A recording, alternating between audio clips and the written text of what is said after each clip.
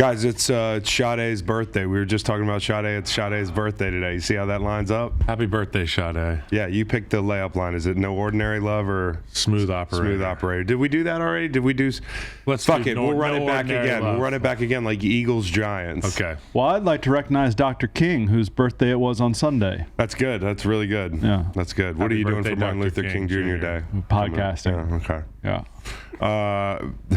Beau's in studio today. Beau actually got a letter from a white family, kind of like one of those Christmas cards that people tell you what their kids are up to this year. Like, I give a fuck. I got a white family sending out Martin Luther King Jr. Day newsletters. Yeah, the header was like a big Dr. King quote with his face on it. Yes. And then here's our family. Here's what we did. It was in the 4 last pages year. long. Pretty well done, honestly. I mean, maybe they just needed more time after Christmas. Yeah. And they thought, boom, first holiday. Didn't know that was a thing. Yep. Okay, so we wish everyone a happy Martin Luther King Jr. Day. We also wish Sade a happy birthday. And we've got America's teams. Who wants to start? I'll start off America's teams. Number 1, it's the Kansas City Chiefs. What's more American than harnessing a super weapon, Patrick Mahomes, MVP, not having to use it, all while gathering intel on your enemies. The Enola Gay. Andy Reid is currently installing perhaps the Bermuda Triangle to prepare for the Jaguars. A little trickeration.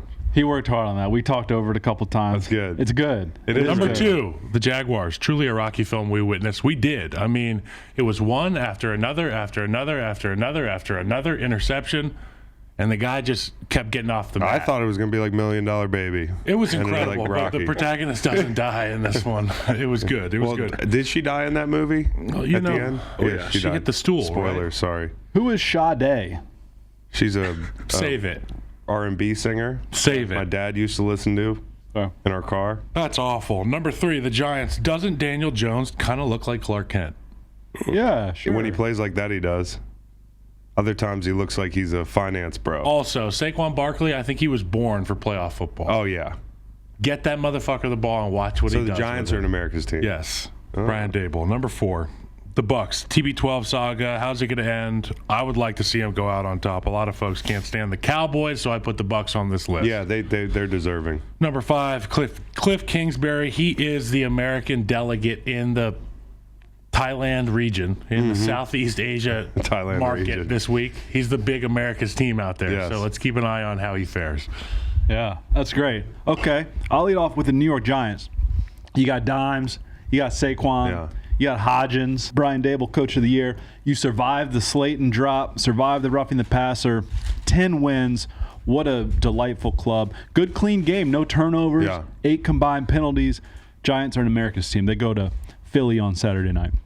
NBC, the national broadcasting company, is my second America's teams for unloading that clown show that is Al Michaels. Now, Al Michaels comes back to do one game this weekend. It's Jags and Chargers, and boy, was he awful. He was incorrect a lot of the time. He was mellow a lot of the time. And the third biggest comeback? He's 79. He kind of rubbed it in our face. How many 79-year-olds are awake at that hour? It was nationally. Be glad you were at a bar. It ruined the experience for me.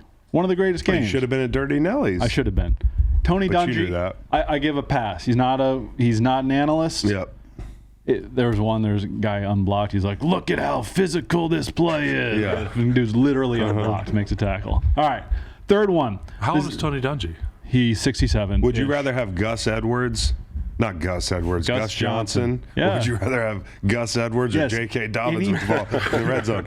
Would you rather any have living person? Okay. Yeah. Gus Edwards, Gus Johnson. I like Gus Johnson. That's what I'm wondering. Like, if you want to wake the fuck up. Yeah. Should be. Emergency into the booth. But NBC, great job by you. Yeah. Better to lose the guy a year early than a year late, you know? Okay. Amazon. Ooh. The Xavier Musketeers. Okay, Sean Miller's the coach. Probably cheating at Xavier. Cheated at Arizona. But Xavier's 15-3. It's a cheaty place. 3 losses to ranked teams. They've won 11 in a row. They'll be in the top 10 today. So will Virginia and about 8 other clubs. But Xavier rolling. Here's some last names on that team. Boom. Nungy. Ooh. Fremantle. Fremantle. Yeah. All right, fourth is Australia, the country. Yeah. The Australian Open is going on. That's a tennis tournament.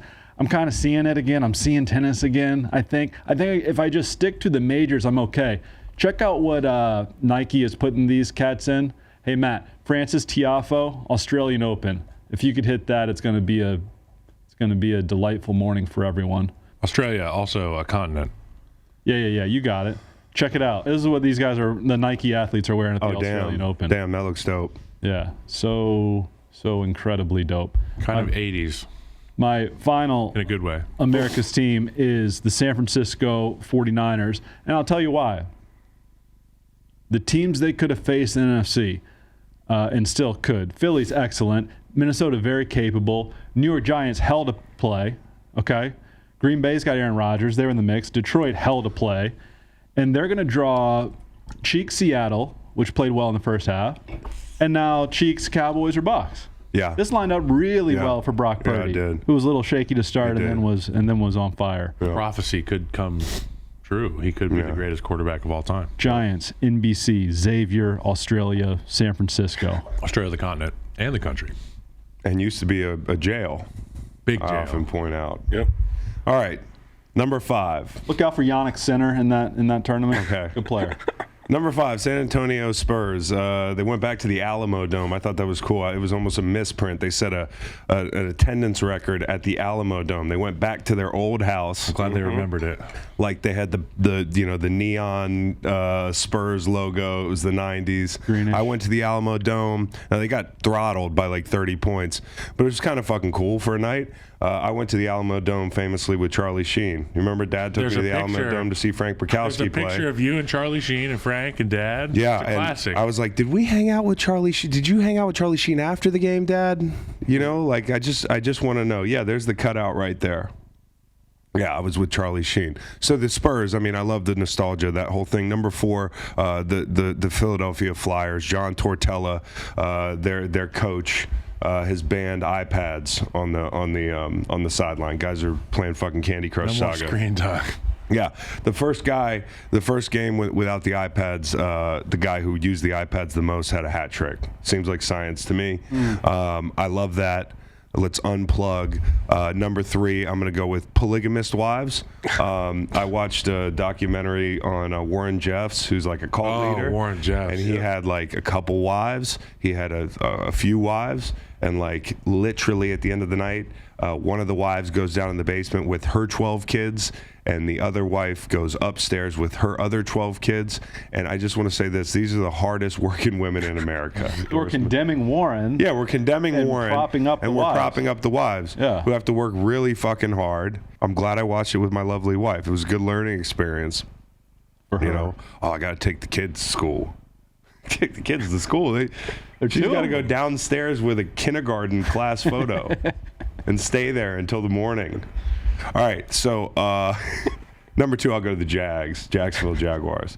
Jacksonville Jaguars are going to have an opportunity to do something truly special this weekend. They covered last time they played the Chiefs. The line's 9 right now. And I thought, the other night was one of those I'll never forget where you were when this happened type game. So I'll give it Dougie P and the Jags. And then number 1, the Charlottesville Celtics.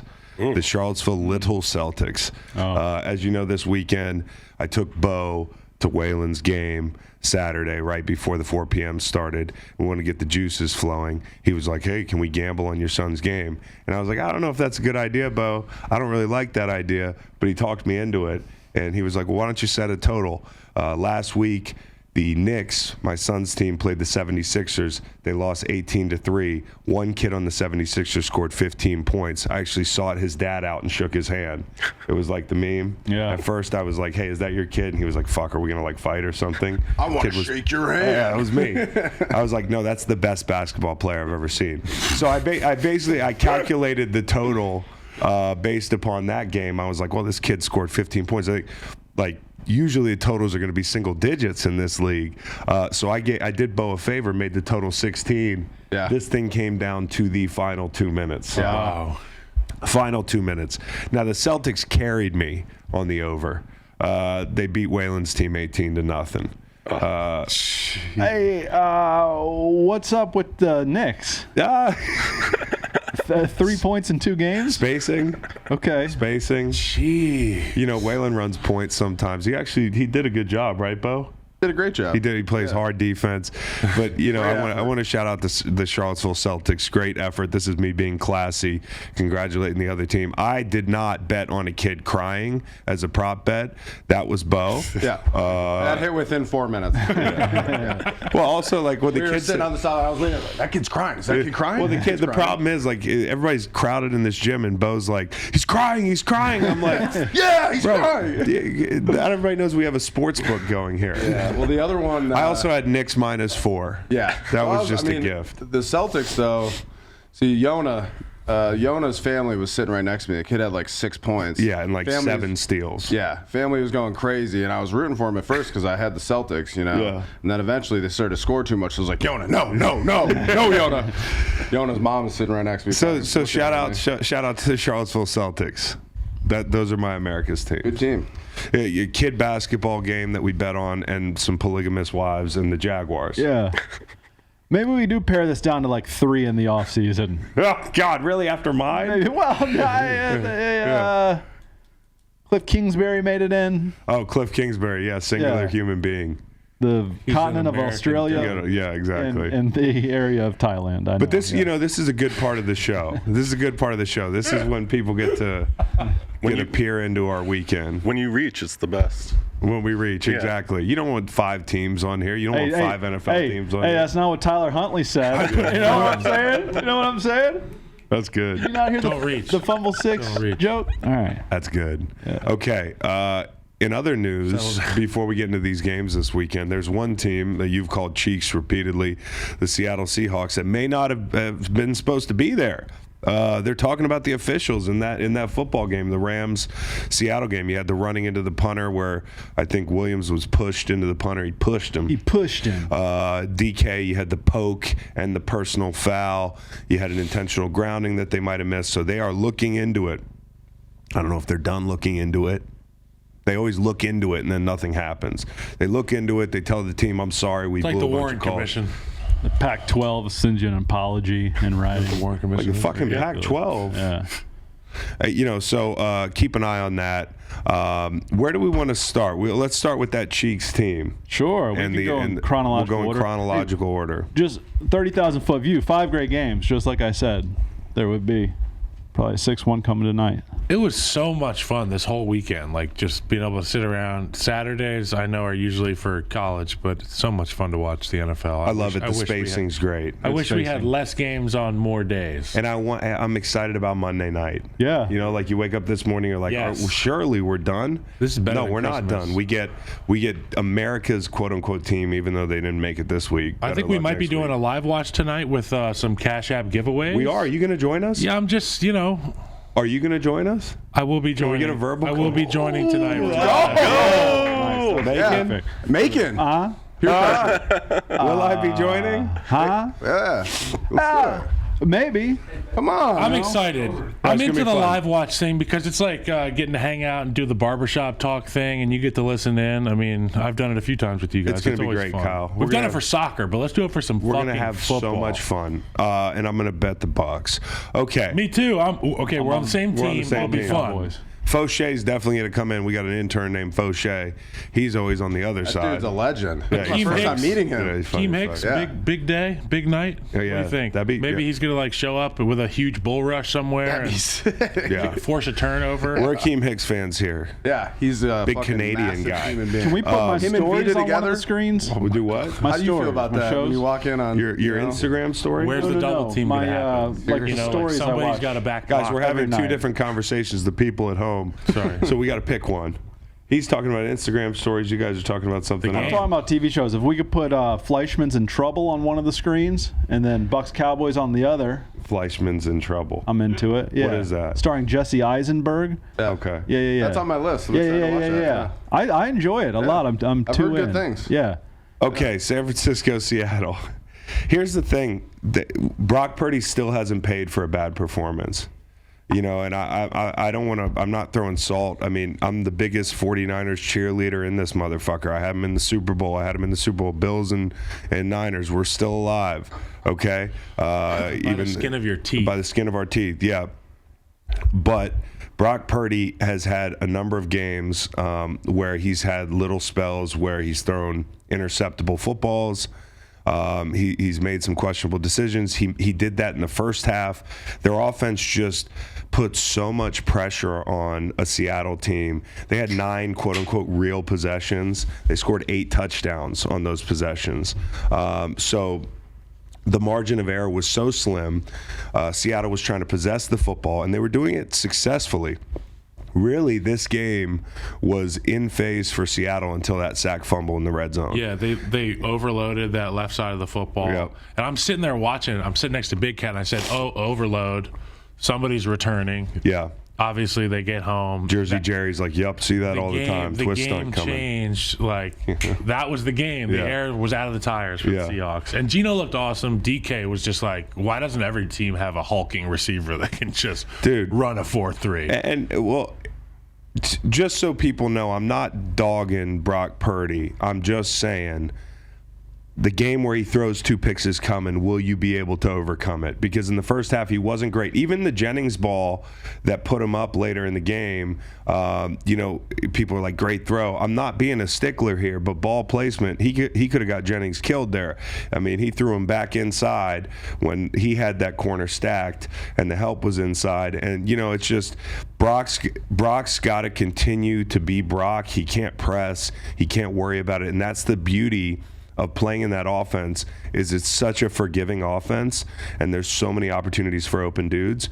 I'm not saying this kid's not a good player. I've been a big cheerleader of his, but if you're San Francisco, you still haven't paid for that stinker of a game. And I don't think it's coming this week, but that first half kind of concerned me. They avoided it. I mean, they avoided it because of the first half stuff, like you talked about. I'm watching the game thinking to myself, he's just not a very accurate passer. He just doesn't look very confident with the football right now. And if you look at the box score after the game, they win, 70-20 or whatever the fuck the final score was. But he has 4 touchdowns, and everybody thinks Brock Purdy's still the story that everybody's been saying all year since he's been in. He's the guy. He's the guy. But to your point, they may have dodged the bullet this past weekend. They did. They're just so good, and they were playing a team that they get away with. They're just like, Christian, go get it. It's not like they didn't score. It's just they made themselves right. And, if you look at Brock Purdy, I'm not saying he's this pure system quarterback. I think the one thing that he gives you that even Jimmy G didn't give you is the off-schedule stuff, which is not a backup quarterback staple. Okay, like he's not a guy who's just running this offense. He adds a lot with his mobility and his off-schedule type stuff. But, all I'm saying is, he wasn't perfect. And next week he'll hope to be better. And you don't even notice it because the team's so good. Do you remember when Christian McCaffrey was a luxury and people were like, oh, why pay so much for this guy? It's a waste of capital. The whole thing. He is a huge difference for them. He is their offense. He's the reason for the season. Yep. That's the reason why for the season. That's why they're the way they are. And Tampa and Dallas are probably pissed the Giants won. Yeah. Because now they got to go to San Francisco. I'm not saying going to Philly would be like a walk in the park, but I think if you're the Bucs, you probably feel better about that. If you're the Cowboys, you might feel better about that. You just beat them, albeit it was Gardner Minshew, but you didn't have a fair shake against Jalen Hurts with Cooper Rush. So I think both teams are probably sitting there like, damn, watching that Giants game. The Bucs were there a month ago. It was 35-7. Exactly. And I'm not saying, again, like it's easy to fall into this trap. We talked about it with Jacksonville. And, hey, we beat the Chargers 38-10 100 days ago. Things are different in the playoffs, and like the juice turns up, the speed turns up. I'm not saying it'd be 35-7 again, but it was a great first year with draft picks for Seattle. They nailed a lot of them. I think they should be very proud of where they ended up. I remember the first game of the season, Monday Night Football. We're all huddled around our TVs, and we're watching them stick it to the Broncos, who we didn't know were the Broncos at this point. And there was this moment where we were like, okay, who are the Seahawks as a result of this? Are they for real? And most of us wrote it off as they got hot tonight. they played their Super Bowl, but they kept winning. Even that lull late in the season, they were able to survive it, and they won when they had to. And Geno Smith, if you look at it next year, I kind of wonder what they're going to do, and I wonder if you're Pete Carroll making, what do you do? Probably run it back. Yeah, definitely. Yeah. Such a great draft class. They have a year under their belts. Build on the youth they have on the roster, continue to plug and play as needed, and you have the one big question mark on teams that can't quite keep their head above water is the quarterback. They have a guy who can throw the fucking football really well. Yep. Period. It's just, and this don't balk about it. This is the thing with NFL players. It's so hard to erase the confirmation bias of like who they are. Geno Smith in a vacuum this year, it's a no-brainer. You're like, oh, run it back. But you have this long history of him being a backup, of him being in New York, and like that can creep into people's heads, even if they see it firsthand in Seattle all year long. The receivers like him. Pete Carroll loves him after the game. It sounds like he wants to run it back. And for Geno, there was a quote where he's like, hey, I'm so appreciative of the shot they gave me, of how loyal Pete's been. I'd love to pay them back. Pay them back. What's that look like? Yeah. Because they're not going to franchise him, probably not. I could see them drafting a quarterback and like overtly making Geno the high-paid bridge, relatively speaking. But I do think they're going to look at least partially to the future and consider drafting a quarterback. Well, look in the same division with San Francisco. San Francisco's going to have a decision about Trey Lance, top 5 pick, or Brock Purdy, Mr. Irrelevant. If you're Seattle, take a chance on a guy in round 5, 6, 7. You don't have to spend expensive draft capital when you got a guy like Geno in the building. No question. It's a good spot. Like Brad Holmes said, it's a lot easier to get worse at quarterback than better. And, Jared Goff's getting held on to. I don't know that Jared Goff had a better year than Geno Smith. Like Seattle, nothing to hang your head about. You're winning in this ballgame at half. It was a treat to watch until it wasn't. And it was like on the edge of our seats, like, thank God it's a real game, because we were worried about what the Niners were going to show up and do to the Seahawks early. But Geno hung in. Clint Hurts defense was playing their fucking hearts out at first, and then it was like, oh, we don't have enough gas. It's just, that's it. It's just a team with too much. They overpower you. It was 2 scores at this point, but Deebo goes for 74 on a short throw, and he looks great. Yeah, I mean, like his healing process should not be overlooked. Like he had a high ankle and like an MCL or something. Why didn't they get him out? People do not realize how hard it is to come back from a high ankle, to play with a high ankle, and then you add the MCL in there. Like he's an amazing athlete, and he didn't miss a beat. So they're scary. Chargers, Jacksonville, one of the best comebacks in NFL history. We watched from Dirty Nellies. Run the football. We did not hear Al Michaels. 25 passes, 8 runs in the second half for Brandon Staley. And this is the thing. We've lamented it on this show. I've outwardly mocked him at times for like kind of that compulsive attack mindset that kind of drives me crazy. The mantra thing, like we have a mantra. We just stick to our guns. We're like, you could bring me a logical reason that I should, kind of stray from our MO, but I'm always going to be Brandon Staley. That kind of thing. I'm going to snap it with 24 on the play clock, regardless of the context. We attack. I can hear him now if they won the game, standing at the podium, and they ask him, "Why'd you keep throwing the ball?" Because that's who we are. We attack, or whatever, something like that. Surprised by that? But you don't attack on 4th down with a chance up 30-20 on 4th and short. You trot Dicker out there. Here's the guy who's really attacking. Doug Pederson. He's going for it on 4th and 7 early in the game. He's going for 2 to make it a field goal game or whatever it was. He's going for it on 4th and 1 with an unconventional play to get ETN on the edge. He's going for 2 to win the game. And like Doug Pederson does not blink. He's the real gunslinger. The timeout by Pederson before the 4th and 2. Yep. To get on the field, see what they're going to give him, and Trevor Lawrence is running the play. The play is fucking happening, and Doug's sitting there looking at the defense. Boom, timeout. Then they get that perfect play call, like you talk about. Now, Thomas Davis was explaining to me yesterday, you're supposed to set the edge over there, and it was supposed to be an easy. Well, tackle. But maybe here's the thing about being a coach: you see somebody getting nosy all game long. Your OC is like, "Hey, man, let's find out how bad he wants to make a tackle." Well, let's see if you got second level defenders getting nosy. jersey. You get edge shedders, peeking inside. You look at something like that and you say, hey, we like the look. Let me get this ball on the edge. I mean, my heart stopped when I saw the play call, but it was blocked up well. And I think the biggest thing for the Chargers is you're a defensive head coach. You're Brandon Staley. Your aggressiveness hurts you on offense. Your kind of mindset kind of deal hurts you on offense. And then defensively, in the first half, they were aggressive. They manned them up.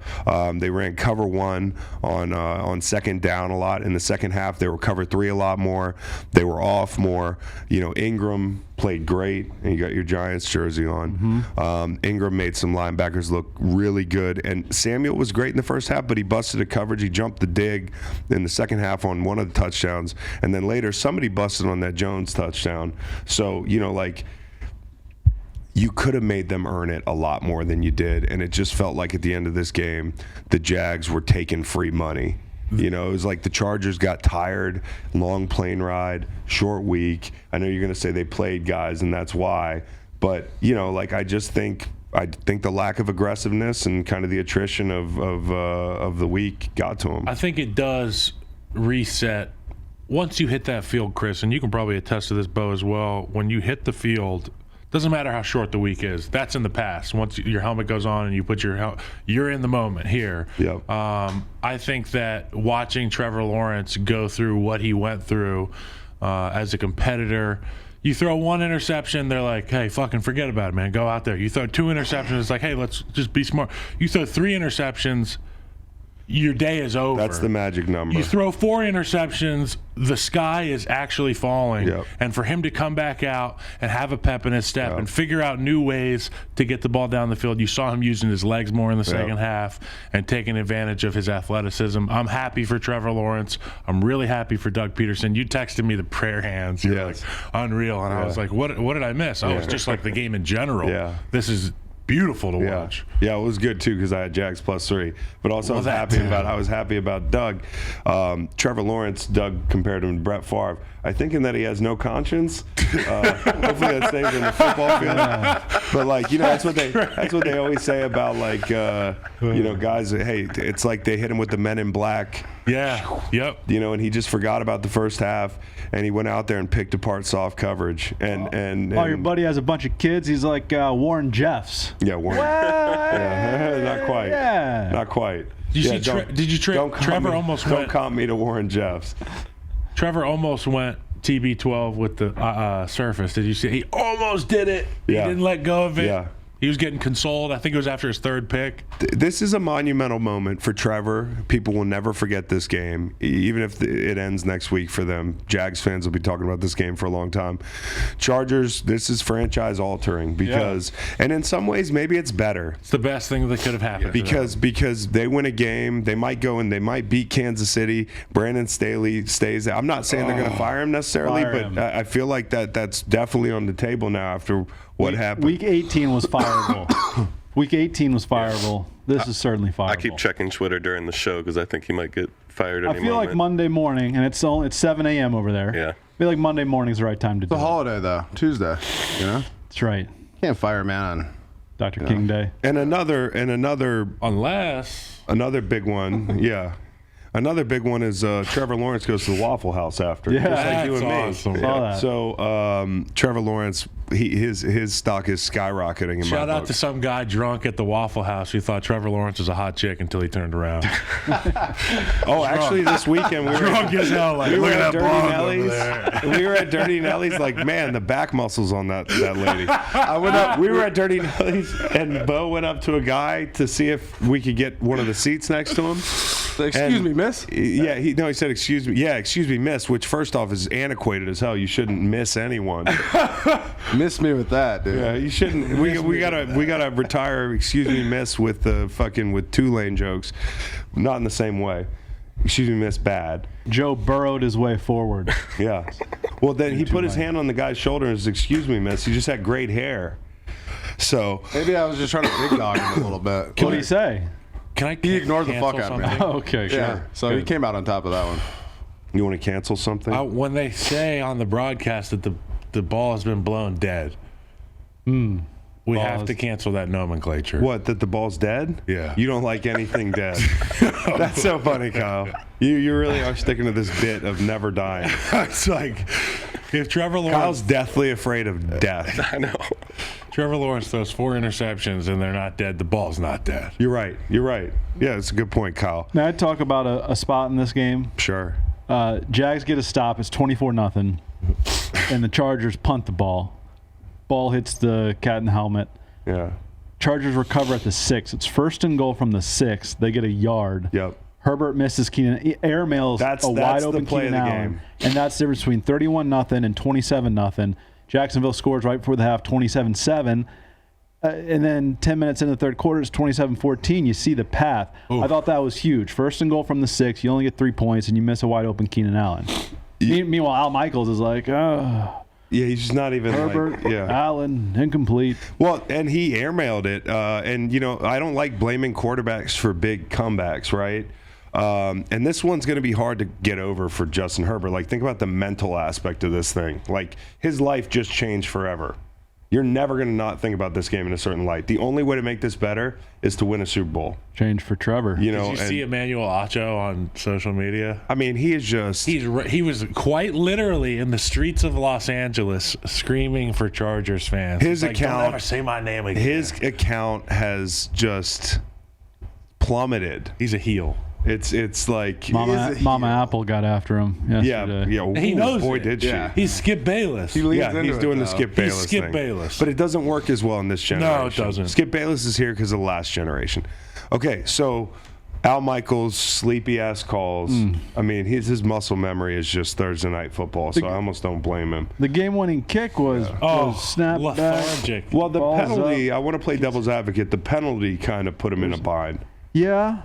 Okay, I still think you call it as if there's a flag. How the officials let a turnover play out. Oh, wait a minute! I think yeah. Hold on a minute, player. Yeah. Then you watch Tirico last night, and he's like amazing. Yes. He's a pro. Yes. Yeah. And he's a fumble, and he's got the football. He's gonna take it 98 yards. Kyle, not to go back to it, and the Bosa mistakes as well. I'm so sorry. Hold on, the Bosa neutral zone was big because that's a field goal and a touchdown difference, and then you slam your helmet. Twice. And we were talking about this. The funniest thing about this is once you slam your helmet, because I've done it, we've all done it, the next 5 minutes, you're constantly scrambling to put the earpieces back in. There's some equipment guy who's there trying to help you. Yeah, but you're doing it shamefully, though, because you just made a big scene on national TV. And you got to be calm now. You don't want everyone to know how fucked up your helmet Hey, is. run it back. They hand him the helmet. And so he threw his helmet down. Staley runs and gets it. Staley hands him the helmet after he throws it down. Okay, God. He looks like Heath Ledger from The Patriot with his hair like that, by the way. Yeah. And then all of a sudden, he gets his helmet back, throws it fucking back down. He doesn't even think about it, though. Instantly right back down. Like when you hand a kid food when they throw it off their tray and they immediately just chuck it back on the floor. My kids don't do that, Kyle. Oh, wow. You get control. Wow. So, and that's when Doug goes for 2 to make it a 2-point game. Yeah, and Doug's just ballsy. And like I said, it comes down to 2 coaches. One guy likes to talk about being ballsy. The other guy really just doesn't fear anything.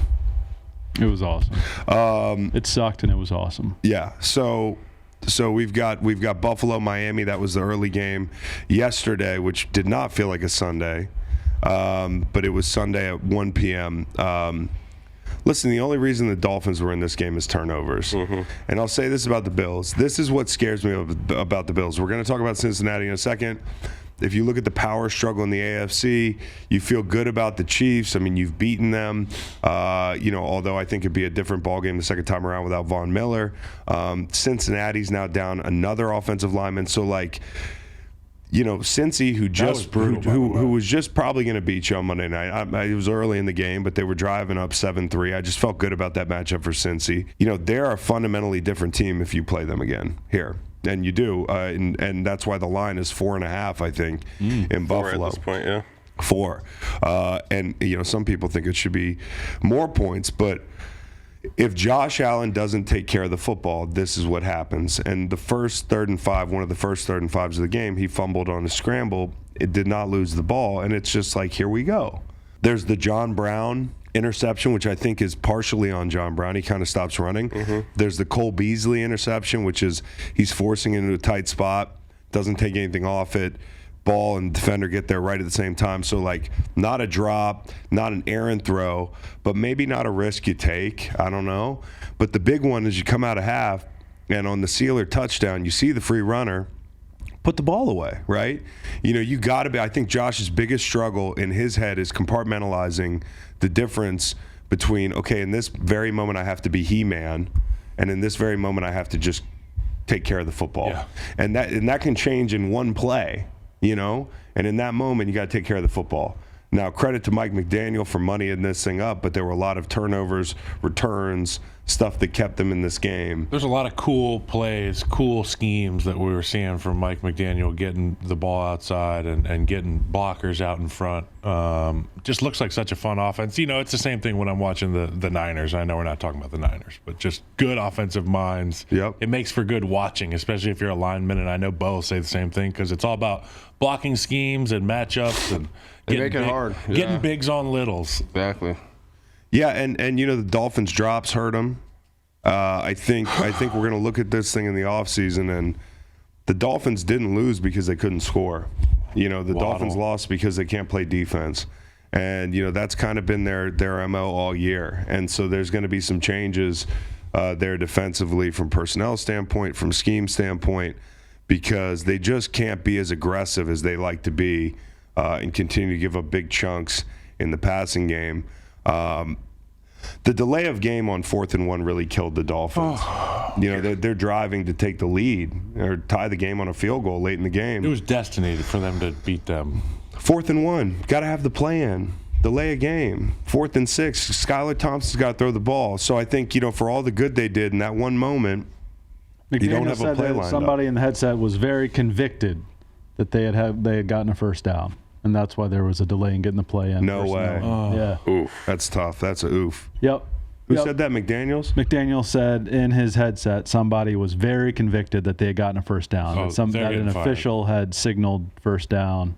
Oh. No, not maybe the big arm swing forward, but maybe an official had held up one finger, given the point to move the sticks, but it wasn't. They thought it was going to be a first down. And the ball's at the 48. But what happened the other times that there was issues?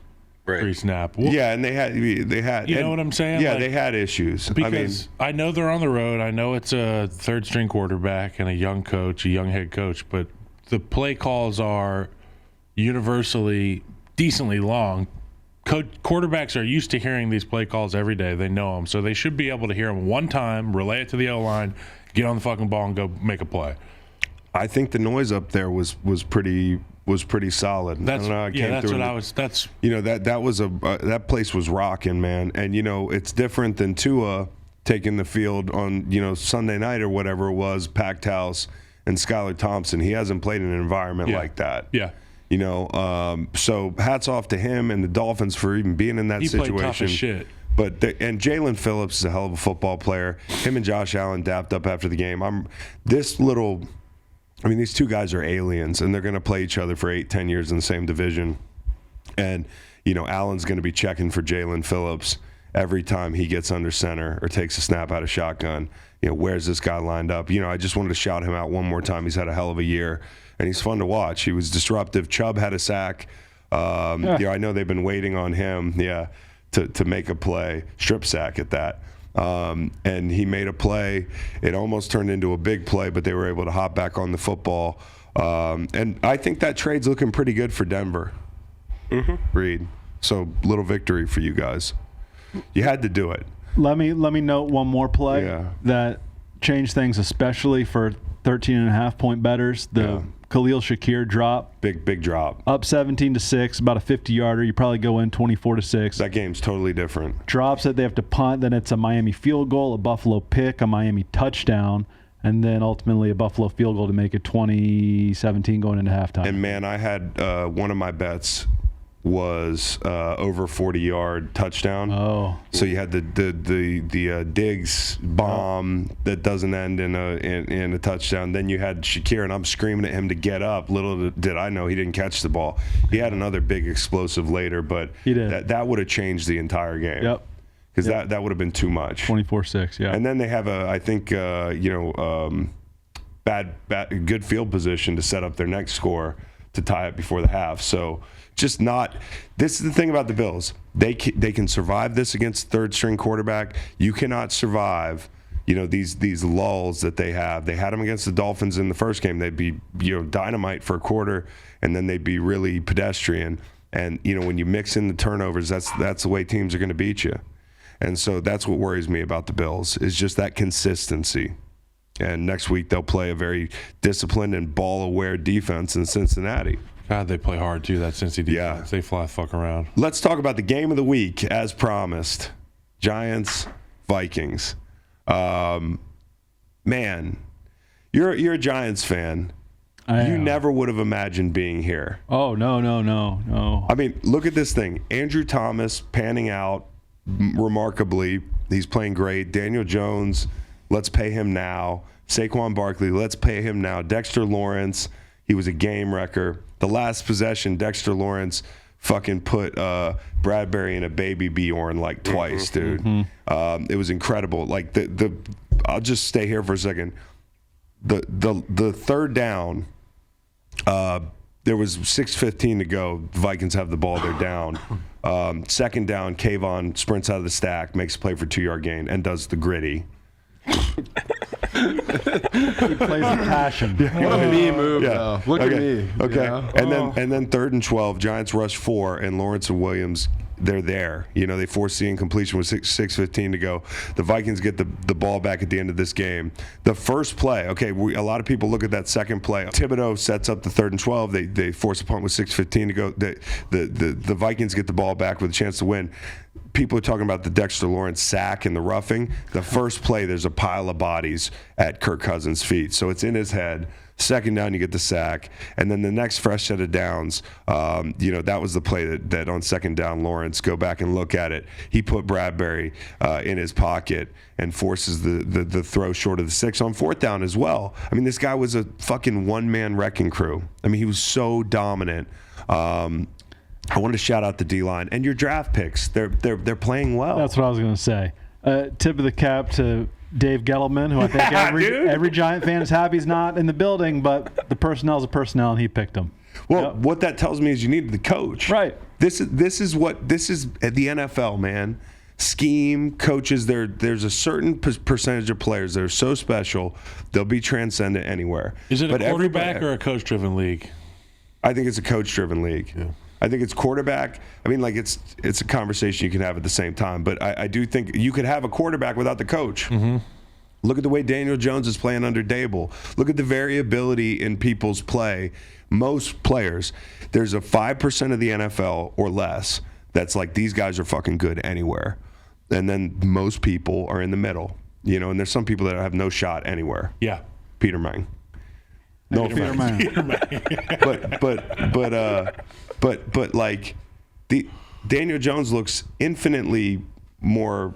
I mean, like I don't know, man. He's checking plays. He's checking out of runs. He's hitting the quick stuff on the edge. The throw to Hodgins on the sideline, which I don't know, was that a catch?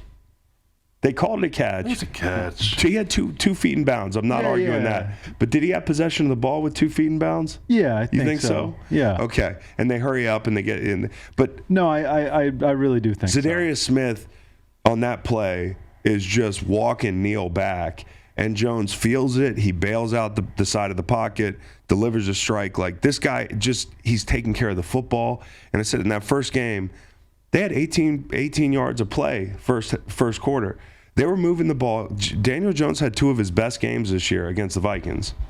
Which beware if you're going to bet the Giants next week. After giving up a first possession score and being down 7-0. And they just answered, man. And how fast is Saquon when he gets the ball on swing passes? Bro, how fast is he? Physical. On his first touchdown? Just get him to the edge. The cut he made was remarkable on that touchdown. By the way, wide receivers blocking. Hodgins has a great block. Oh. Feliciano's out there on the edge.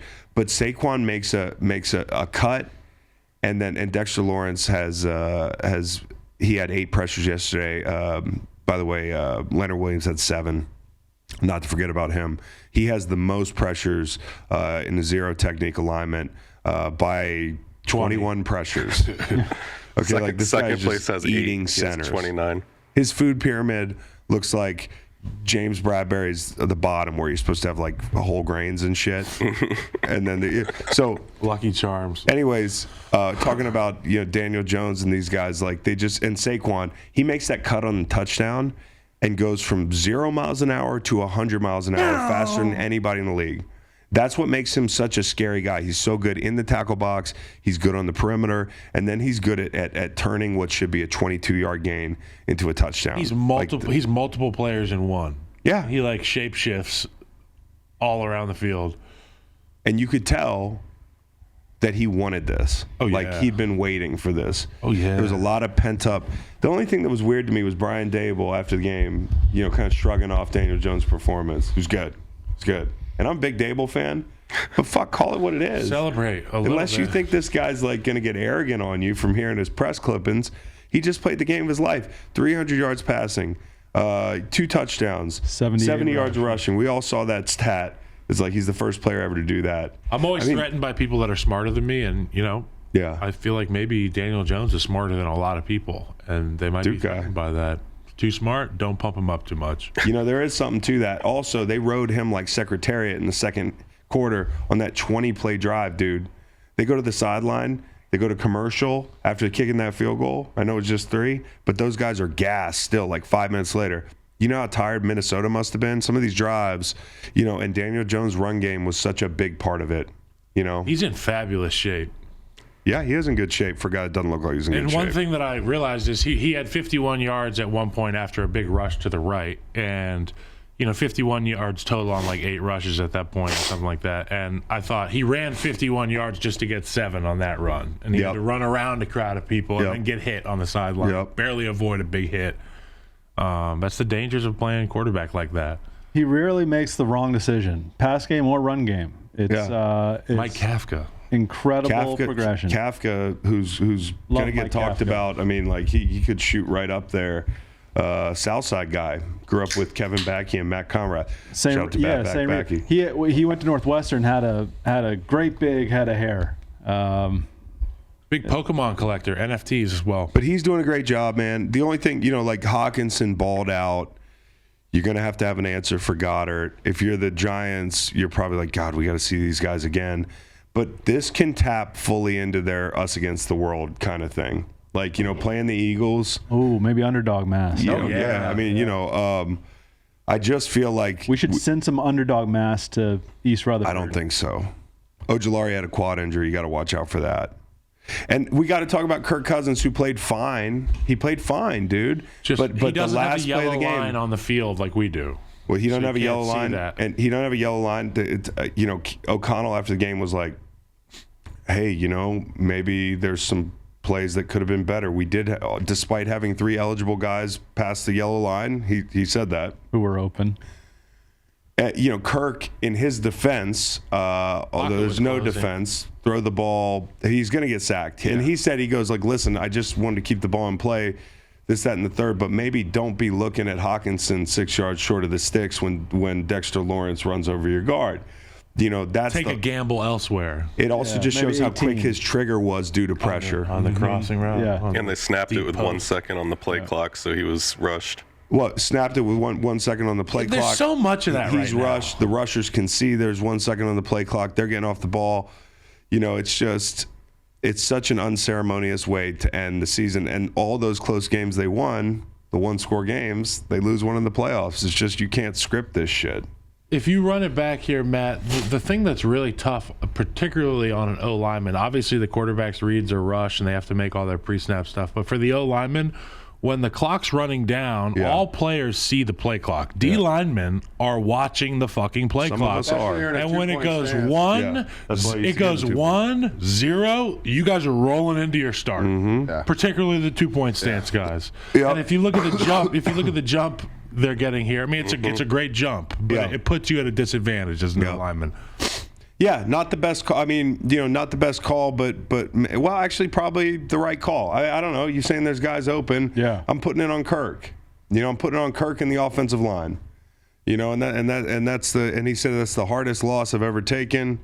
It feels like in the offseason, the Vikings are going to be in a really good position to move up and grab somebody, like be aggressive, because they got Kirk under contract for 1 more year. this is the perfect time to go, figure out what your future is. Mm-hmm. I'm not saying he has to play next year, but, Kansas City made a play for Patrick Mahomes, when Alex Smith was just fine. Yep. I feel like it's the same kind of situation. Except they're out draft capital from the Hawkinson trade. They are out draft capital. And I wonder who'd be there where they pick. They'll be picking at 24. And I think the biggest concern for them is what they do on defense. Donatell probably knows his future within the next 6 to 8 hours. The explosive plays they gave up all year, that defense, man, they were bad. I mean, I don't want to take anything away from the Giants, but they were bad. The other thing, the saving grace for the Vikings, they have such a good staff offensively that whoever they bring in, they have time because they know they're going to be fine with Kirk Cousins if they elect to go with him. No question. Maybe you trade Kirk Cousins to a contender. Because people know he can go. That's a car that can go. This is the Vikings. I mean, the Vikings could be better defensively, but their ceiling just feels like a team that gets in the playoffs and, maybe wins a game. And it's just like this team was never going to win the Super Bowl. I hate to be disrespectful. Oh, absolutely not. Yeah. But I was like, they're just not. They got blown out by every good team they played. And, Daniel Jones and Saquon Barkley went for 18 plays or 18 yards of play the first quarter. You could not get them to punt, it felt like, for much of this game. So I just, I think everything's on the table there. And then you'd have some capital. You want your capital. Here's Kirk Cousins to New England. Not that Bill would do that, but I'm just, people are talking about Derek Carr. Who would you rather have, Derek Carr or Kirk Cousins? Ooh. Cousins. If you got a play action, if you have a play action game, I don't think it's out of the question to pick Cousins. Carr. I don't know. Yeah, I don't know. Cousins back to D.C. for the 16th. Grab Anthony Richardson. Oh, I like that. Yeah. Okay. I like that. Okay. And then last night we had the Rainmaker game. That could have been ugly for your boy. I was loaded up on the Bengals like 7 ways. Even bought the point when I bet them 7. Also I hit a big parlay last night and bought to 42 on the total on the Bengals game. So like I'm just sitting there and I'm thinking this is why you do it. Wow. This is why you do it. So anyways, this is what I was worried about. We talked about this game, like Huntley being able to dink and dunk. You remember me saying that? And the run game, Mark Andrews had a great game. He went to him in big spots, security blanket. They don't have anybody at wide receiver. No. DeMarcus Robinson did a great job. Yeah. And he's been in big spots. He's been in big games, and it flashed last night. He's got the clutch gene. They hit him on a quick slant. He made that huge catch in between 2 defenders. But early on, he had a touchdown early. They don't have any receivers. He was the 3rd guy. Now he's the number 1 guy, they were saying. He's got great hands. And I've never seen a game where we were this close to being like, this coach is a wizard and fire Harbaugh or whatever Ravens fans are saying and fire Greg Roman, which I agree. Like, something's got to change with this offense. The red zone calls were terrible. And Bengals have a really good red zone defense, so don't take anything away from him. And the sneak, on the other hand, like, I wouldn't call what he did throwing Huntley under the bus, but he's telling him like it's supposed to be a low sneak. Mm-hmm. He's going over top. It's 3rd down, isn't it? It's 3rd and goal. Yeah. The reason they run the sneak is because they want a better opportunity on 4th down if they don't get it. I get that. I'm not going to second guess this call. It's the execution of the call. And if he gets stuffed, you get 4th and inches. You got to be able to score in that situation. So, Roman sucked in the red zone, but I don't hate this call. What happened is somebody made an incredible play, and Hubbard got lucky as fuck that he was standing there with his hands out, and our guy had the gas in the tank to run 100 yards. That's a big man running. He had a convoy. That's the best thing you can hear when you're a big guy is the word convoy. Oh. Hey, contrast it with this one, which Trevor does the same thing, holds it out on the 2-pointer the night before. Just a lot more real estate. But it's also a 2-pointer, so there's no risk to fumbling the football. Like, I guess conceivably there's a risk to go down 2 on Trevor's 7'2". I'm going to say Sam Hubbard does not qualify as a thick 6 candidate. Bro, he's pushing. He's pushing thick 6 territory. He did an interview with Joe Burrow after the game, midfield, and they were both like lean, I was like, that's not Joe Burrow 6'6". also midfield post-game interview. He's really good. He has this down. He gives his answer, and then he lets her know when the answer's over because he's like, You ever see? Yeah, that's good. He finishes with the nod, which is a real veteran like quarterback move. That's it. And you got to have a hand in the breastplate. You got to hang one hand in the breastplate. You got to speak in generalities, and then you have to finish and do the nod and kick it back to you, Tracy, or whoever. That's what Joe Burrow does. Did you catch the Harbaugh interview? I think after the first quarter. He was with Melissa salty. Stark? Big off. That was a hardball question, though, by Melissa Stark. I guess some point in the week, Anthony Brown. he said we could see Anthony Brown, and then Huntley, who actually objectively kept them in the game in some spots. Yeah, he had a pick in the first quarter. And Melissa Stark's like, when could we see Anthony Brown? What would it take? And Harbaugh, who's a Harbaugh, is not going to react. Let's just play the game. Let's just play the game. Yeah. You like football, Melissa? Why don't you stick around? You might see something. Yeah. I'm like, oh my God. Yeah. John Harbaugh. So, I mean, I just, there got to be changes offensively with Greg Roman. Maybe Harbaugh, who's going to be an NFL coach, could reunite with his guy. I don't know that Harbaugh is going to run that back, but there have to be changes on offense. These guys were so close to doing exactly what they set out to do. So close. I mean, Marcus Peters set the tone early for we're going to be here all night. Yep. It was just like trash talk and extracurriculars.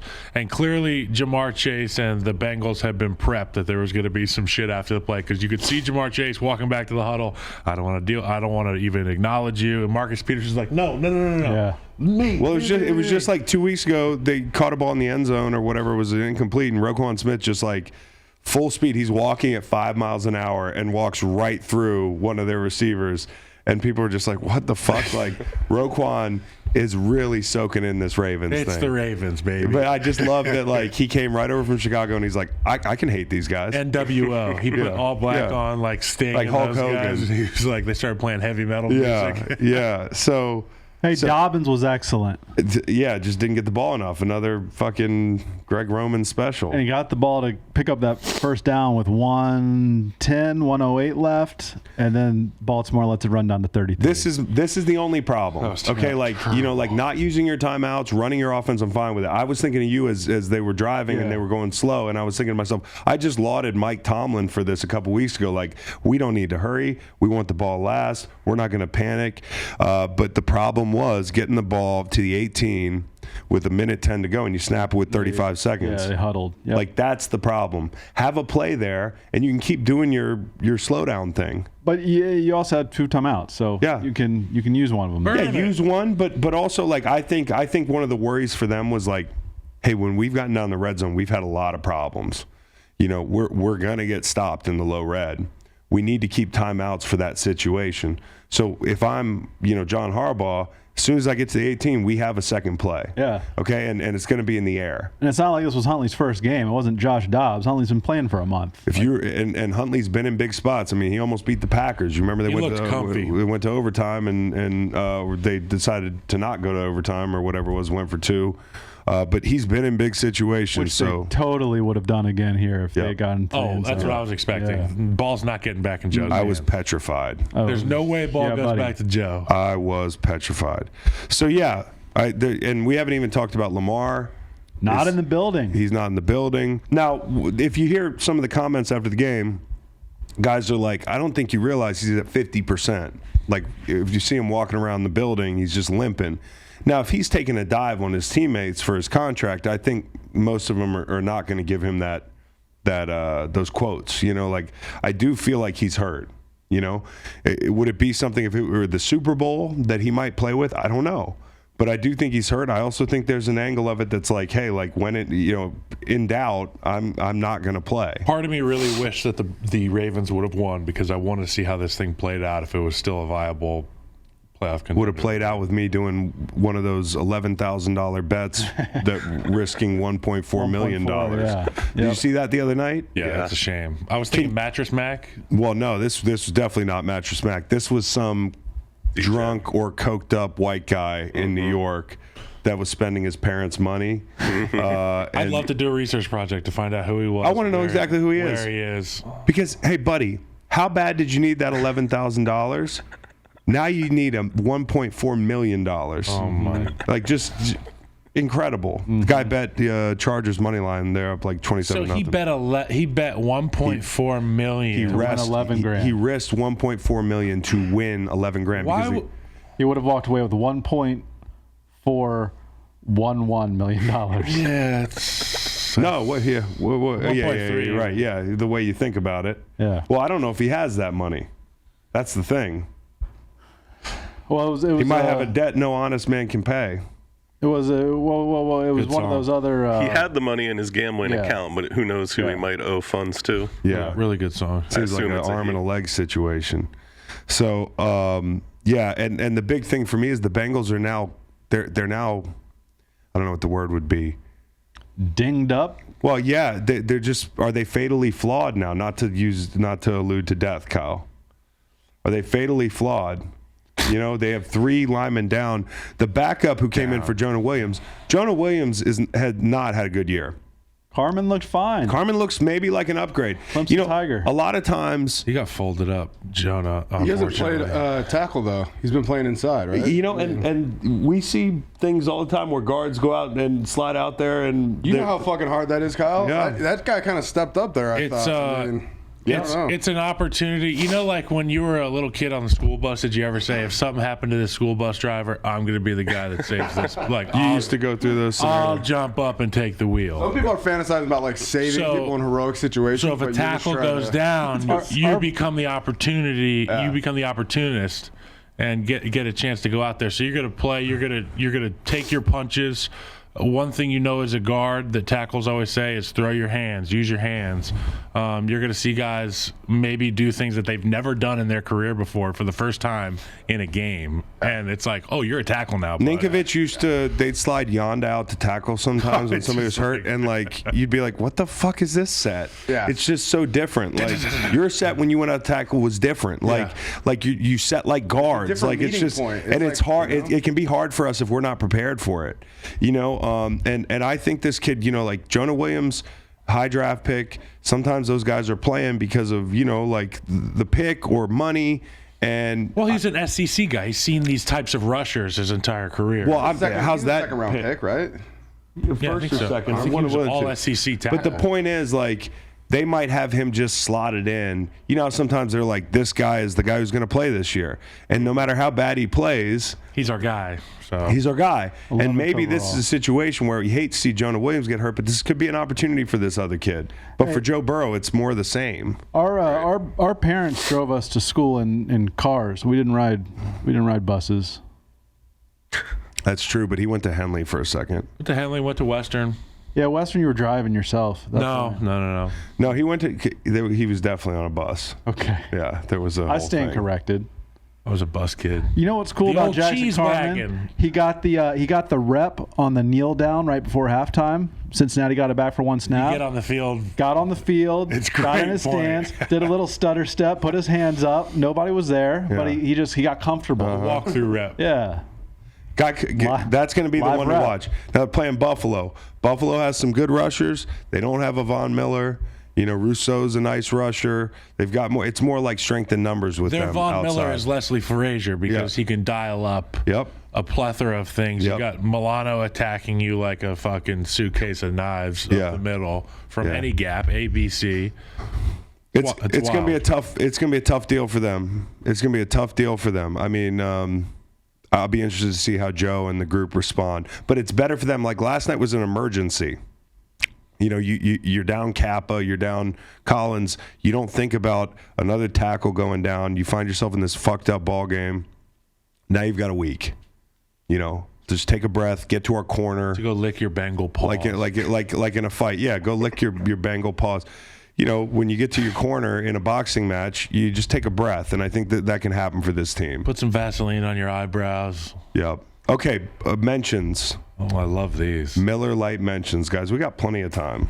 I'm in on these too, baby. Yeah, Beau's in. Tap in, Beau. Tap me in. First thing, is somebody mentioning Mike McDaniel? Should we talk about that now? Okay, we'll wait for that. I am. Best playing ride. Kliff Kingsbury.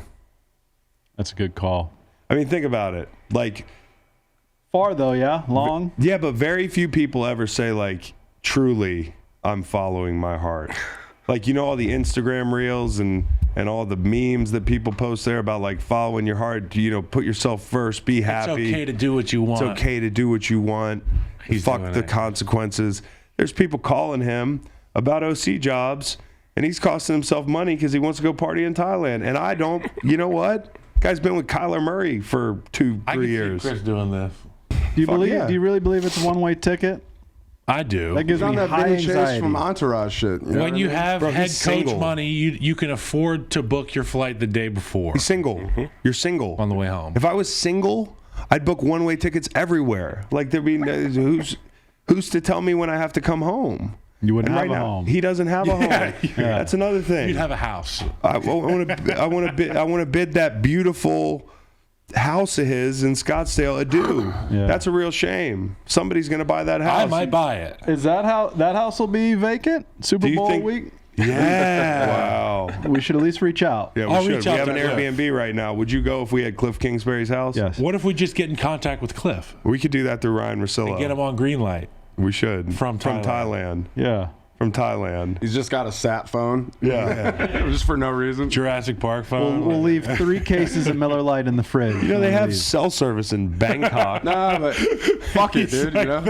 He's got a sat phone. North Sentinelese. Yeah. He's not in a jungle. That could be a good segue into our Guam takeover for the Greenlight Pod. Guam, yeah, we're going to Guam, dude. Yeah, Yep. We're going to do it. I never know anything about Guam. Exactly. Well, now you do. We're going to be the leading sports taking podcast it over. in Guam. Okay. How hard can it be? America took it over. America's like way over here. America's team, Guam. Yeah. A good one. Hey, guys, I'm dealing with general malaise. I've been meaning to tell you this. I had a tetanus shot Friday. Why? Because I'm going to Africa. Right. Need a tetanus shot. Evidently, there's rusty auto parts just falling out of the sky. What's up with the tetanus shot? Is it just rust? Or is there? You get tetanus? Dog bites you? Dog bites. Yeah. I've never been. Well, I've been bit by a dog, but never in Africa. Hey, my dog's not wearing a muzzle, by the way. I heard you say that yesterday and I let it go. Your dog is wearing a gentle muzzle. leader. It's a gentle leader. Oh, yeah. Dog owners will know that. It's like a horse wears a... You guys are She two can peas in open a her pod mouth. with the dog thing. We got, break. Dogs like a are. bridle. yeah. We got little girls too. Is that what Anyways, they call it, a bridle? Yeah. I fought through general malaise all weekend, so maybe St. Louis Memorial Award me a little bit. Malaise. Yeah, tetanus shot. That sounds like a shitty villain in like an action movie. Sounds like a good It's like a band. bad French condiment. General Malaise. What it sounds like is somebody putting the team on his back Best with a flight. guest in town. Am I there after yet? a tetanus shot? Are we still doing? Oh, Well, Best flight. Best flight for me is Kansas City. They had no flight. That's good, Kyle. That's really fucking creative. That's good.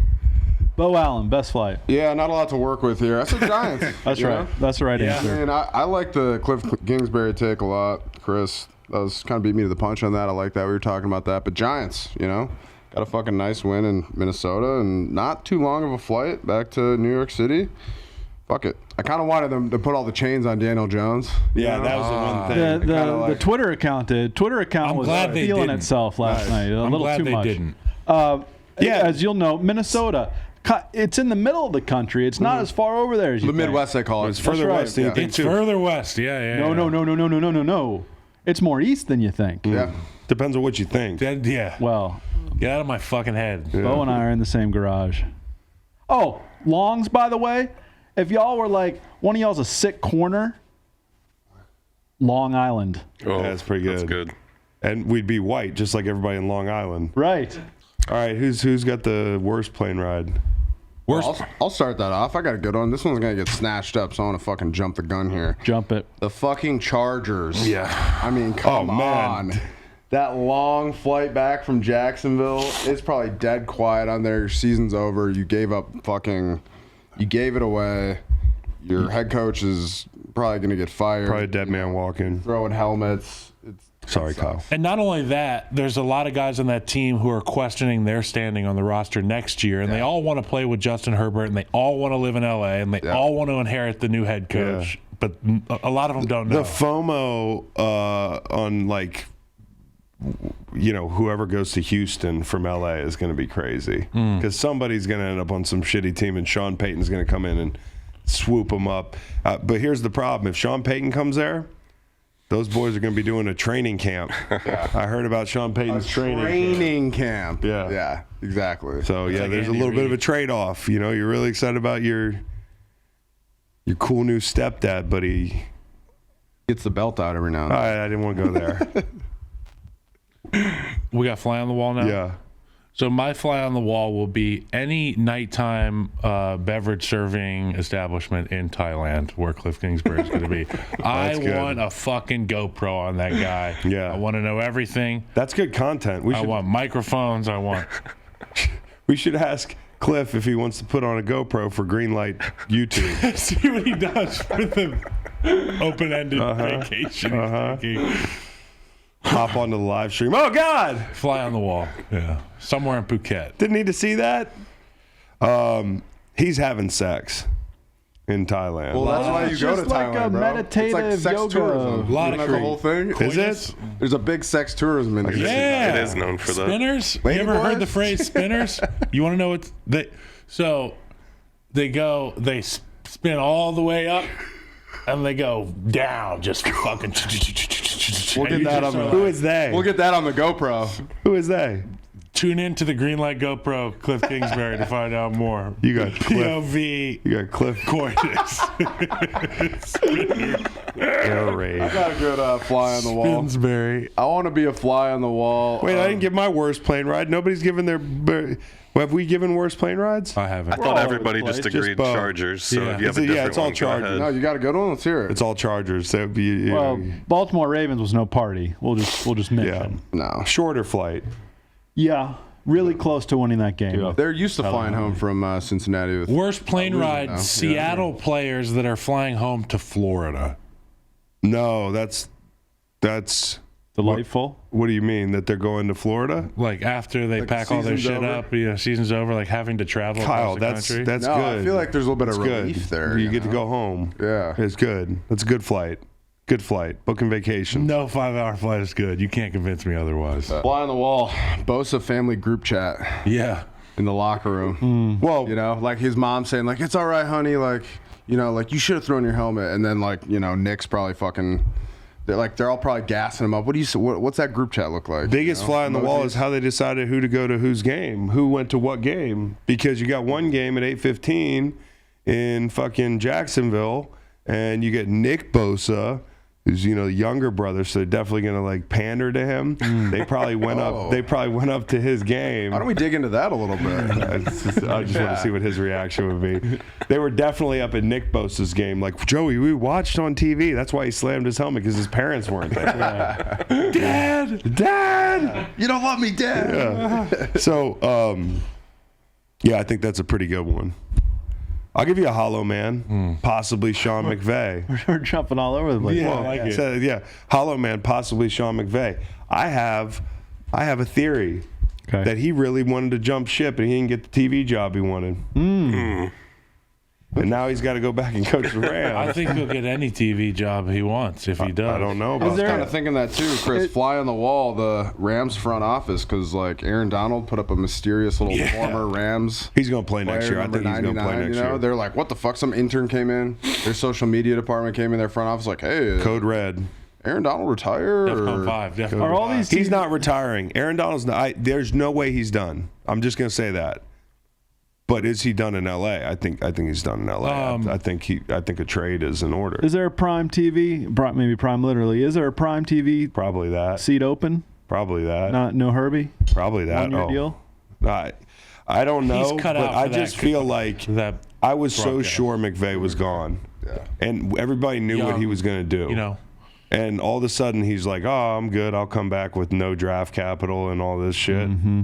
You know what I mean? Maybe he just doesn't want to go out on such a low note, though. You know, like. But he would just come right back after the gig.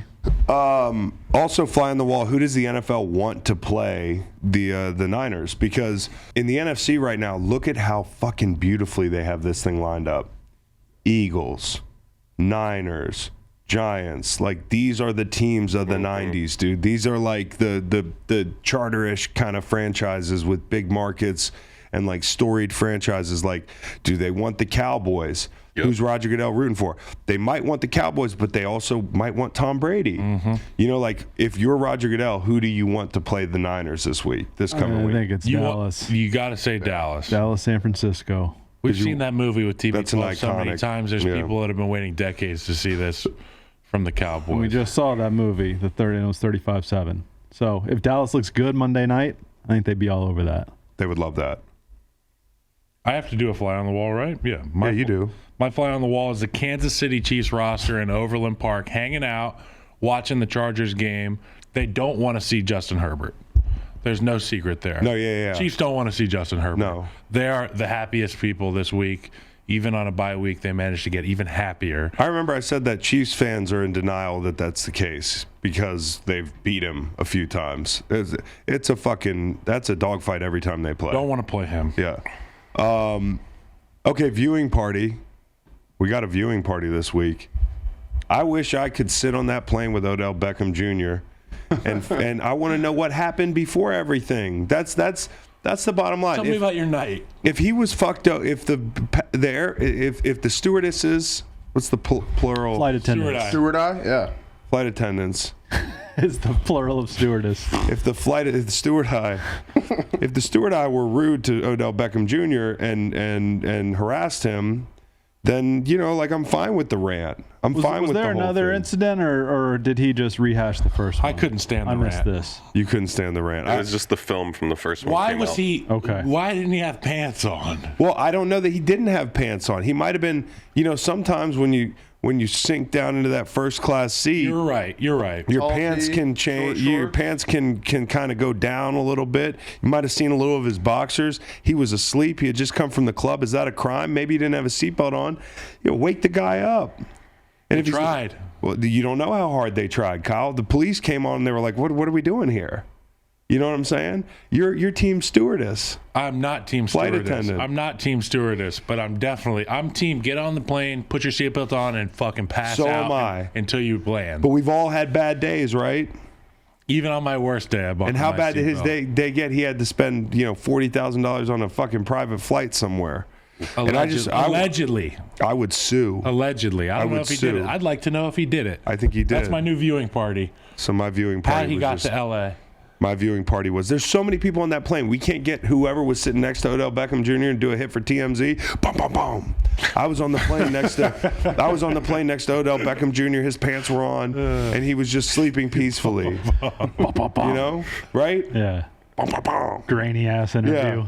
Yeah. There's so many people on that plane. Can somebody speak up? For the love of God. Okay. I got a viewing party. Yeah. You were there, Chris.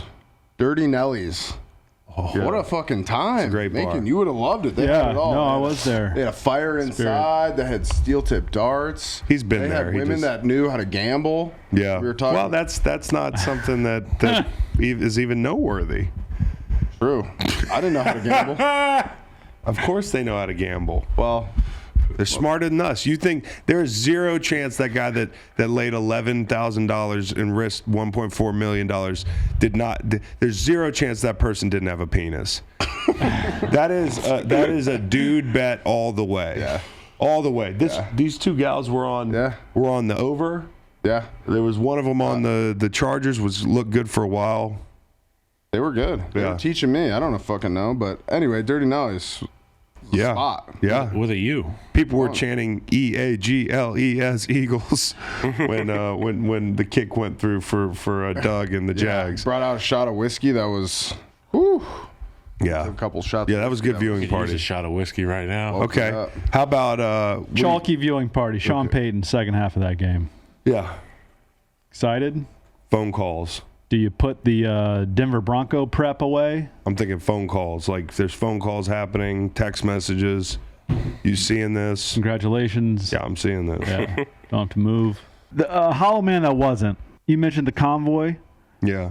My man Davis Gaither, 59, is on the far right if you're watching the screen. And so he's got the best eyes on Mark Andrews, who's busting his ass Right. to come grab Hubbard. When you can take the best angle, just go snipe that cat. Yeah. He's clapping, he's celebrating, he's looking for the camera, he's excited, he's going like 80%, and Andrews nearly catches him. So almost a hollow man. Yeah, because when you're the closest guy to him, you have to have your head on a swivel, and Andrews can zig and zag. Yeah, you're the convoy leader. But when you're far away, just go hit him. He does not. He's running straight like he's in a 2x. You're Clint Eastwood. Short ass race. In the Line of Fire, or whatever the fuck that movie was. That's right. As a -7 bettor who needed a push, I just knew that was going to result in a field goal if they had tackled Sam Hubbard down there. You're Kevin Costner in The Bodyguard. Kevin Costner in The Bodyguard. How many movies did they make Here about? you go. Here's my man Davis Gaither, top of your screen, 59. He's just he's clapping. Yeah. Unbelievable. He's clapping. Yeah, and almost pushes 40 him in the yards back. out. Almost pushed him in the back. Well, there is the cat that does push him in the back. No, there was a block in the back at the end. I'm talking about far right here, Chris. Oh, far right. Yeah. So go to the 30. He's at the 35, 40-yard line celebrating. He can find Andrews and go get him. He's at the 50. He's got to cut across to his teammates. He's at the 50. Andrews gave great effort. Yeah. Such great Yes, effort. Gus Edwards, hollow man. And that's why my hollow man is Gus there Edwards. you go. Because good one. throughout the entire play, there's a look of uncertainty in his body language where he's like, do I pursue? Do I not pursue? Just fucking run until they tell you stop running. Or until you hit somebody. Okay. The effort Mark Andrews Hit him with gave, the Metcalf. It's just such a polar opposite from the Mark Andrews effort who ran completely by a running back. You talk about there was a flag on the kick for the Jags, and Al Michaels noted it. Tirico, we didn't know if Huntley could have crossed the plane. Tirico acts as if this is a fumble recovery for 6 and that's what the officials should do. That's what everybody was. should do. Yeah. Tirico's call was a We were in the car driving home, and Beau had it on his little phone in the passenger seat, and knowing what I had at stake, I almost crashed the fucking car.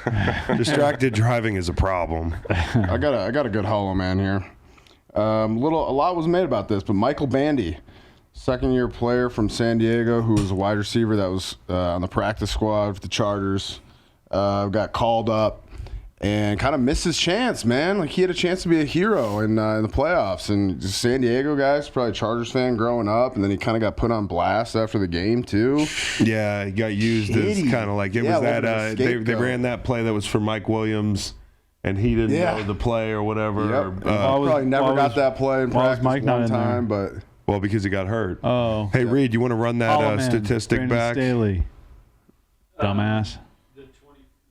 Teams that play their starters. Dog. Yeah. You know who was healthy this week? The New York Giants, because they rested everybody in Week 18. What you're doing is you're dealing in single I can't believe you're on this corner still. No, I'm not. What's on the? What? It's not a corner. There's no corner to be Mike on. Williams The facts broke back his me back. up. Yeah, Mike Williams broke his back. Mike Williams could have broke his back in the first quarter, Week 16. It's football. I don't trust this stat though. It's not enough games to be significant. Go ahead, hit me with it. We'll make it sound like it's legit. Stat is since 2075, about 75% of the teams that rested their starters in the final week of the season, have lost that first round playoff game. He could tell me since Jesus, and it's 100%. And 75% of the teams that are resting their starters are in great positions, and chances are they're playing a worse team. They didn't lose because Mike Williams wasn't in the game. If you think that, I can't help you. I mean, Everett went for 130. They didn't lose because Mike Williams wasn't in the game. They lost. You can Eckler argue that didn't they get the ball shouldn't have handed played to Mike him. Williams at all, but you cannot tell me they lost because they didn't have Mike I'll Williams. argue that they shouldn't have played their starters. Once Week more, 18. do you think Mike Williams was the difference in this game? I don't care. If you give me a scenario like in the fourth quarter and you can get a first down by throwing up to Mike Williams, I mean, potentially. You blew a 27-point lead. Yeah, Sorry. yeah. And I think that's primarily on the coach too. Hey, the statistics back it up. Since this century, bro. Millennium. Yeah. We're never going to agree on this. No. If I was a head coach, I would play my starters for at least a quarter. Okay. I would run my starters. And the internet conditioning can after chant the me game. down. You're not fucking football coaches. You're not football players. You're people on the internet. Bear Bryant would go 22-0. The problem is you don't have the guys in the second half. No rest. But what I heard last week was that Justin Herbert was like campaigning to play. Not that that matters. You just tell him to sit the fuck down. My team's got a real coach. His name's Brian Dable. Said, hey, y'all aren't playing Week 18. Well, you had absolutely, and they had absolutely nothing to gain. But you guys are playing well. You know, the Chargers just started playing well. I feel like That's the good part of your argument. Yeah, the Chargers just started playing well. You got to keep the rhythm going. That's fair. Speaking of keeping the rhythm going, I'd like to give a game ball to. I'll be damned. Wait, I wouldn't like to give a game ball. Speaking of keeping the rhythm going, I would like to give a. Fuck, where is this? God damn it. I'm so sorry. Oh, STL Memorial. I'd like to give an STL Memorial to Mike McDaniel's vape because it was clearly a high-stress situation. You're on the sideline there. The only way you can calm yourself down is a little through-the-glove vape, and they caught it on camera. Guys, how do we know he's vaping? He's we don't vaping. know. Everybody was like, look, Mike McDaniel's vaping. This is the dumbest online shit ever. He's vaping. I think it's just a muscle memory situation. That's what that's. You know it when you see it, bro. I'm getting gaslit right now. He may not be vaping, just like the guy just like the guy wasn't rolling a blunt. But in my mind, remember the guy in the stands who was drying a blunt. Yeah. He may not be vaping, but he's vaping. He's vaping, bro. Are y'all insane? He's embracing the Miami bro. culture. Are y'all fucking insane? Okay, let me ask you something, Beau. Why hasn't he been caught all year? That camera cut away pretty fast here. Why hasn't he been caught all year? The camera seemed familiar. Why have you not seen Juul smoke? No moment as stressful as that one. Because it's cold. Okay, You're not going to see the smoke. So I'm going to start risking my job because it's the playoffs and I'm a little bit more nervous. He's not risking his job. People are so easily manipulated. Dip on the sideline. I am gaslighting Coaches you. dip all the time. Look, is Mike McDaniel hitting a vape on the sideline? You're falling for content, bro. The guy's pursing his lips and breathing or it's a little muscle memory because that's what he does when he's nervous, but he's not actually doing it there. Did you see him press the button with his thumb? Yeah. Watch his left thumb. Give it a second. Puts it up and then press the button with his left thumb? Yeah, you can't even see his left thumb. Yep. You guys are fucking crazy. Yep. Watch the thumb. Hold on. Wait. Right here. I hope, Kyle, that one day there's a murder, but not like, okay, hypothetically. I hope that one day a bank gets robbed and you were just in the area and you were the biggest guy, so they put you in jail. Because that's kind of the way you're litigating Mike McDaniel's with his hand on his face. He's vaping. I just want to believe. Yeah, right. That's I it. wanna You're believe. serving your confirmation bias. I want to believe. Just say that. Which ward was that? Game ball? STL Memorial. He's not vaping, bro. His vape was. I got no dog in this fight. I just cannot stand when people just jump to these terrible, illogical conclusions I have online. no dog in this fight, but I hope there's a bank robbery and you get fingered for it. I'll bail you out, Kyle. All right, You've done it before. And in the comments, we got John Madden with the heater, just ripping it. I love it. I just can't believe people are so dumb online. Bob on the internet says this needs to be investigated. It's disgusting advertisement to young kids watching the game. This is the danger of misinformation. Aren't we a tobacco pod? Like, Yeah, but like I'm just saying, like I don't want him to. I don't not want him to. I'm just calling it how I see it. Len Dawson walked. yeah. So he could Juul. Actually, he was sitting. Yeah. You guys are fucking crazy, bro. You guys join the crowd. Join the crowd. Let's see. What are they saying on the timeline? Staley shouldn't play as players. It was like that let's guy have with that the take. I agree with that the one. vaping. Yeah. You know, I got one for the Bevel Conway. I'm gonna go Miami Buffalo, just because it was sunny in Buffalo. Sunny in January in Buffalo. It was gorgeous out there. It looked like a fun day to play football. The uniforms weren't bad either. You know, It was not bad either. Not a great weekend for Bevel Conways. Yeah, which is why I'm going Niners Seahawks. I like those gray pants with the navy helmet. Yeah. And they were on grass. Yeah. Seahawks jerseys are sweet. Too. Also, we had mostly sun, although there were reports of heavy rain. Yeah, that's right. Didn't come to fruition. That's right. People on the under were shook waiting for bear weather. They're mad at the meteorologists. That's right. My Bevel Bevel Conway is the Bucks and the Cowboys. Yeah. Hasn't happened. Gonna see it. The Bucks. You like their uniforms? I wonder what they're going to wear. I like just the moment, the football setting. What do you If think they wear the creamsicles tonight, which they won't, but like if they would wear the creamsicles, I would have a boner. Yeah.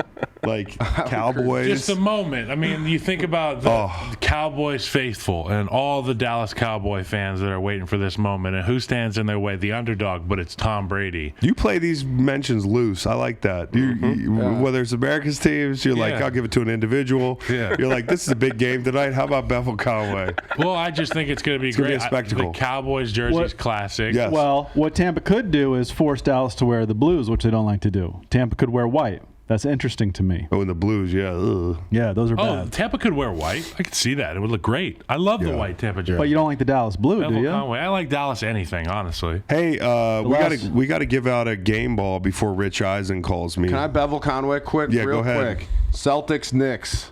Yeah. Yeah, Beau. Classic. Yeah. From the middle school gym.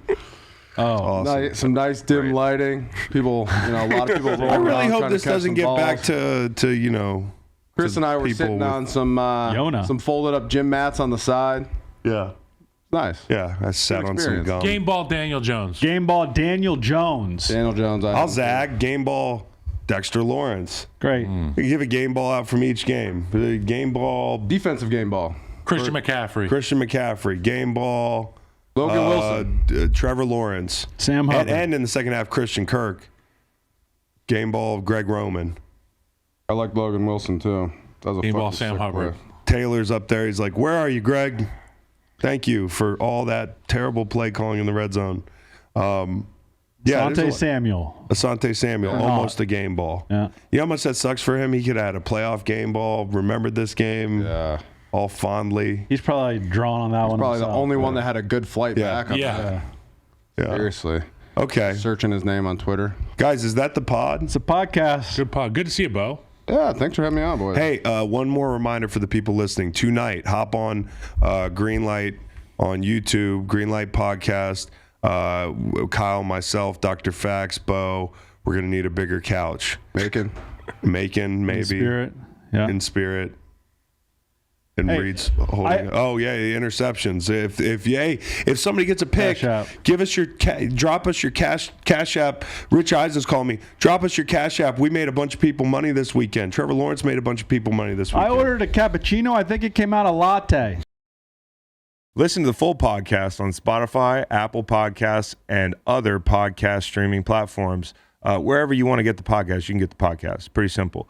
New episodes every Monday, Wednesday, and Friday.